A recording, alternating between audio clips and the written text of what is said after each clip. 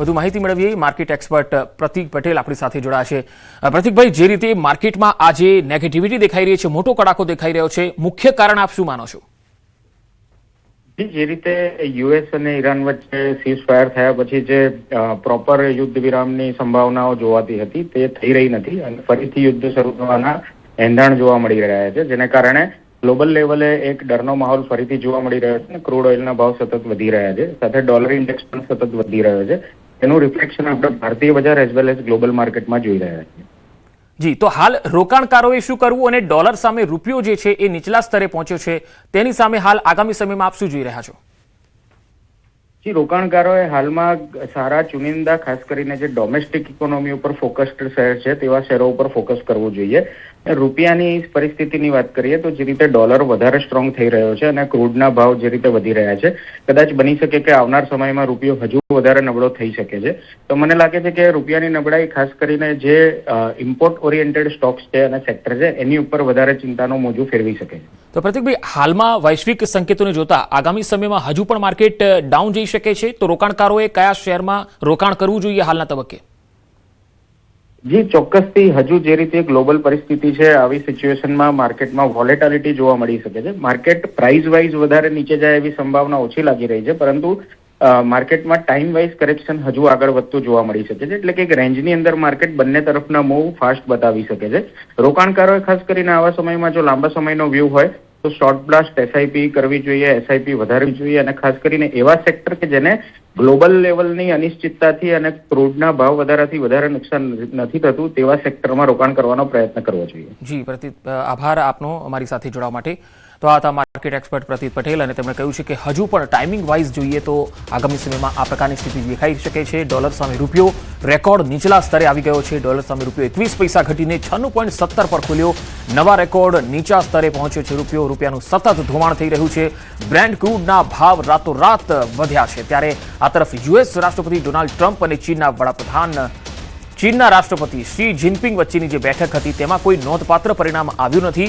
અમેરિકાના મજબૂત આર્થિક ડેટાને પગલે અમેરિકન ડોલરમાં વધારાને કારણે રૂપિયા સહિત ઉભરતા બજારની સંપત્તિઓ માટે ભાવના પર અસર પડી છે।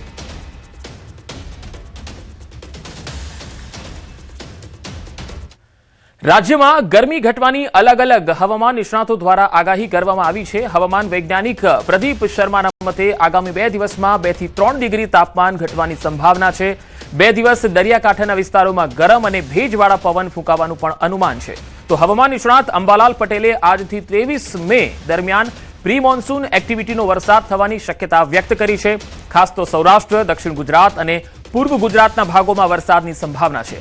કૃતિકા નક્ષત્રમાં આંધી વંટોળ વધવાની પણ અંબાલાલ પટેલની આગાહી છે। જૂન માસમાં અરબી સમુદ્રમાં લો પ્રેશર સર્જાવાની શક્યતા છે।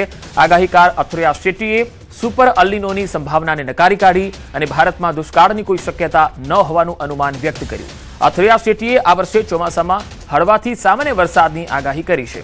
આગાહીકાર રમણીક વામજાએ મહત્વપૂર્ણ ચોમાસા અને માવઠા અંગે આગાહી કરી। રમણીક વામજાએ કહ્યું છે કે આગામી 3 દિવસ દરમિયાન રાજ્યમાં વરસાદની આગાહી છે। ખાસ કરી અમરેલી અને ભાવનગર સહિતના જે સૌરાષ્ટ્રના ભાગો છે તેમાં માવઠાની પ્રબળ શક્યતા છે।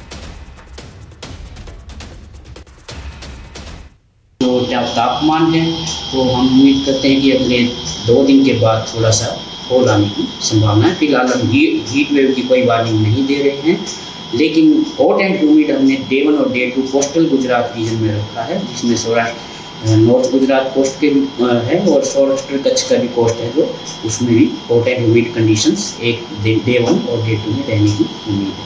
हवा धीरे धीरे गरमी करશે, ધૂળકાટ ચડશે, બપોર પછી ધૂળકાટ જેવું જણાશે।